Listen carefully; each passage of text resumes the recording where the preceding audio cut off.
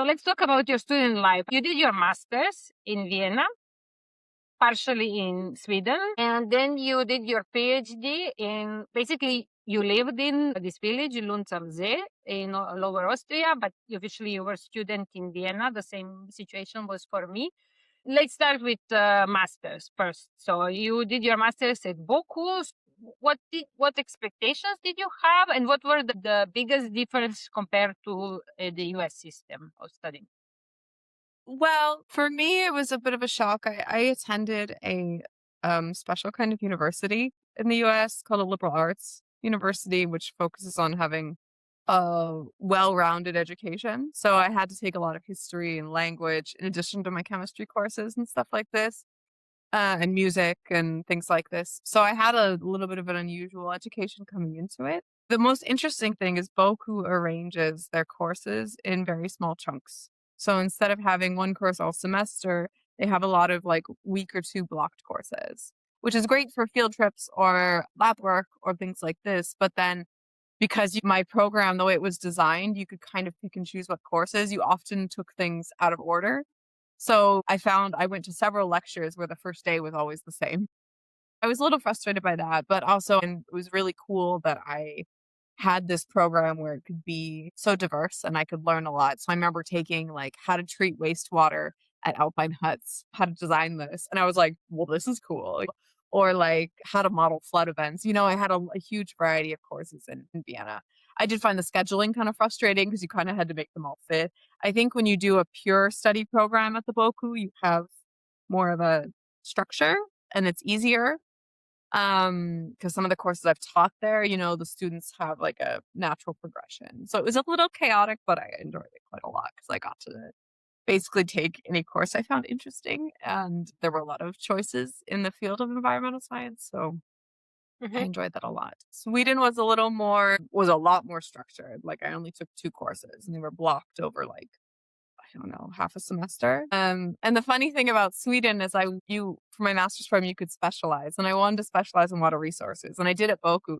But in Sweden, they wouldn't let me because I didn't have enough biology credits to take the water resources courses. And so I ended up taking science communication courses, which is Was probably meant where to this be. it was meant to be. It was amazing. I learned so much. I had never, even though I'd had this diverse education, I'd never taken a sociology course and I also took a rural development course. It was great. And it was also really cool to have this like really intense time every day. And we had a lot of projects and we worked a lot with students. Actually, at both universities, there was a lot more group work than at my bachelor's. So I think university education, it depends so much on your study program and in the country you're in. I would say all three of the countries I've studied in were completely different from each other and all had goods and bad. And then the PhD is a whole nother thing.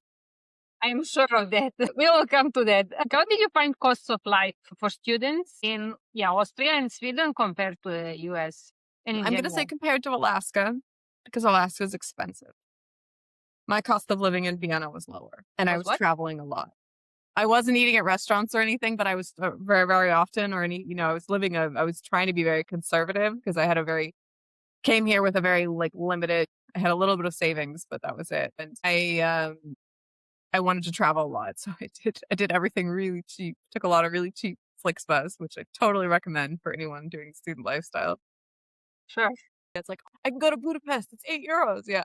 No, There is price to that. yeah, yeah. So I found that I was very able to do it. I actually I remember I switched to eating organic because I could afford it and working at a professional job in Alaska, I could not afford organic food. So I found actually the move to Vienna cost of living size very, very doable. And of course I changed my lifestyle going from a working person back to being a student. Alaska's really expensive. That's basically the point. So it was fine. And then in Sweden, it was also again very expensive, but I was on Erasmus, which is the European exchange system. So I got a little bit of support from that. And then again, living in a dorm with students, we cooked together, dumpster dived, we found a way to make it very affordable because Sweden is a very expensive country. Yeah, I thought it was okay. It was probably much more different for you coming from Serbia. I don't know if the cost of living was much different. I would say that costs of living, it was more expensive because in Serbia we pay dorm like 10 euros per month. But believe me, it's worth that much that you pay for it. Yeah. Yeah. Okay. It's not underpriced. At that time, it was less than 10 euros per month. I don't know how much it is now, but I guess it's comparable to the other costs. It's the same like ratio. Yes, if you look at like that, I was studying for free in Serbia, but because I was Serbian in Vienna, EU citizens, they can also study for free. I had to pay for it, but also these prices were comparable to prices in Serbia to study if you are like not having this state financing for studying. So it's like many things were quite comparable regarding prices. And actually many people from Serbia are going to study to Vienna and maybe Graz or something like that, because yes, then you have an EU certificate for a little bit more money than in Serbia, but then it opens a lot of doors for you later. And what did you find as a biggest challenge regarding the study system for your master's? I would guess probably the bureaucracy, because you had to kind of manage a lot, like to make sure I had to make sure my courses matched with the ones in Sweden and matched the ones I took in I Sweden, see. matched the one in Vienna. So I qualified. There was a lot of organizing, and it was, falls all on the student. But I think that's pretty similar for Mhm. every study. You have to kind of make sure you're organized to make sure you can finish your studies on time. Yeah, Yeah, I really enjoyed my study time. So yeah, that's cool. yeah. That's perfectly good answer. So let's go to your PhD then. Mhm. How did you actually find Lunz, or how did Lunz find you? Did you know about Lunz from No, before well, moving? I did, because when I was looking for courses at Boku in Vienna, I saw there were courses offered at this research Mhm, station in Lunds, and they were mhm, in limnology. And I was very interested in limnology. And this is where I found out there was an applied limnology master's, mhm. which, if I look back, I would have done that again, because this was really the topic I was interested in, but I didn't know about it, and I really enjoyed my studies, so it was okay. But those classes were only for the applied limnology masters. But anyway, so I knew that this research station existed, but I kind of forgot about it. And I was up in Sweden finishing my master's studies. I was actually then in Umeå, and I was thinking about doing a PhD, or I kind of wanted to stay longer in Europe. I wasn't really sure what to do, but I was like, oh, I'd like to study more. But I also knew that I wanted to do a PhD in either Sweden or Austria, because I wasn't ready to do like the third new country in 3 years. So I was looking around, and then somehow I saw a position online, and that the person offering the position was a former PhD student of my master's supervisor. So I asked him about it, and he put me in contact with him. Yeah, and then I applied for this position. I did not get it. Florian got it. But then this supervisor is like, I'm not giving it to you because I have a better one that fits you. I have someone who fits this one better, and I have one that fits you better. At this point, I think I was living in Vienna. I was living out of a suitcase at this point. I think I was crashing at a friend's place in Vienna. And I was invited by one of my potential supervisors, like, well, why don't you come see Lunds before you commit? Because you talked about in your last video, Tania. Important. It's a really small town. And she's like, why don't you come see it before you decide? And I'm like, okay. So it was like an interview. So that's kind of how I found out about Lunds. And I went there on I think it was a cold day in November or something, maybe even January, winter sometime. And I was like, I could do this. I'm from Alaska. I can do this. If you were up for that in January, then this is for sure. Yeah.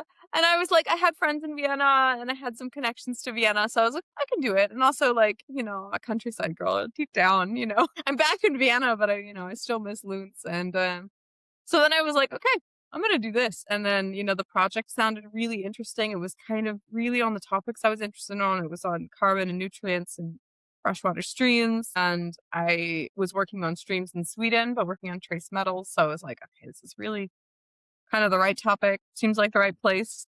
Let's do it. Yeah, this getting to know the place where you are going to spend couple of years is very important, especially when it's so particular as Yeah. Lunds is, because I mean Lunds is beautiful, but It has its downsides. It's quite isolated. It's far from everything. Winters are very cold and very quiet, let's call it, because in summer there are some tourists, some restaurants open. There is more things going on, but yeah, in winter it's You have to make your own fun. Yeah, you have to. yes, you have to be very creative and imaginative. And we were. I think we had a really good time, but it's definitely not for No, everyone. I think we had, yes, great time. It's just, I think the good thing was that around the time when you started your PhD, quite a couple of people started their PhD, and many people at that time moved to Lunz. I was in Lunz with coming and going from 2014, and I have to tell you that it was quite different before, because from Tuesday to Thursday during the week, there was quite a lot of people, because people that are based in Vienna, they were coming and spending like 2-3 days in Lunz. But over the weekend, the residence place, the dormitory was a ghost house. Like there was nobody. And yes, it was really nice when all out of sudden, 4 or 5 people started their PhD around the same time. It was really nice because you had people who were based in Lunds, and like we could plan things over the weekends and such stuff, which was not really possible before. And I think it was, yes, I think it was really working out very nicely. Yeah, it definitely goes through waves because I've seen it now because I go back regularly. Because I Hmm. still partly work for that institute, even though I'm based in Hmm. Vienna now. And I go back and I saw it had a quiet few years, and now it's again more people have come, and it's definitely waves of like we had a really fun time, and then it was quiet for a few years, and then now it's another That's fuller great. That's time. great to know. Yeah, Yeah, actually, it's I great think to know. it's waves, but I also would recommend, again going back to like my move to Vienna blind. And I understand it's not an option for a lot of people. It wasn't an option for me, um, moving to Vienna, but it's like if you can go there ahead of time or if you can just take a look at a place, this helps with your initial culture shock. You'll still have culture shock, be prepared for it, but moving to a country you've never been to, um, is a bold choice. It's doable. I Mm. did it. I'm still here, but like, I would always recommend it. And especially places like Lunds where it's really particular. I think the people that came there without ever having been there were a bit more shocked than those of us that had been there before. That's for sure.